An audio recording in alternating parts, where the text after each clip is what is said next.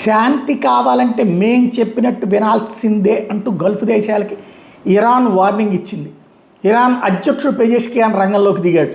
Gulf దేశాల్లో దాడులు ఆగాలన్నా, శాంతి అభివృద్ధి నెలకొలాలన్నా మేం చెప్పినట్టు వినాలన్నారంటే వాళ్ళ మీద ఆధిపత్యం తను చలాయించాలనుకుంటున్నాడు.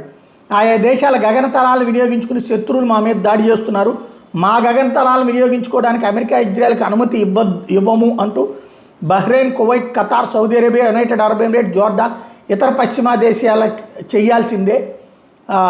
ఖచ్చితంగా మీ గగనతలం మీద నుంచి దాడులు జరిగితే మేము మిమ్మల్నే కొడతాం అని చెప్పుకొచ్చారు. తాము ఏ దేశం పైన మేము ఏ దేశం మీద దాడులు చేయబో ముందస్తు దాడులు అంటూ పెజెష్కియాన్ చెప్పుకొచ్చారు. కానీ మా మౌలిక సదుపాయాలు అణు ఆర్థిక కేంద్రం లక్ష్యంగా చేసుకుంటే మాత్రం చూస్తూ ఊరుకోవం, ప్రతీకారం తీర్చుకుంటామన్నారు.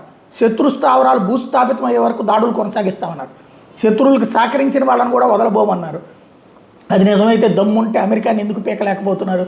అమెరికాకి సంబంధించినటువంటి ఏదో బేసుల మీద ధ్వంసం కాకుండా అమెరికా మీద ఎందుకు దాడికి వెళ్ళలేకపోతున్నారు? అమెరికన్ మౌలిక సదుపాయాల మీదకి ఎందుకు వెళ్ళలేకపోతున్నారు?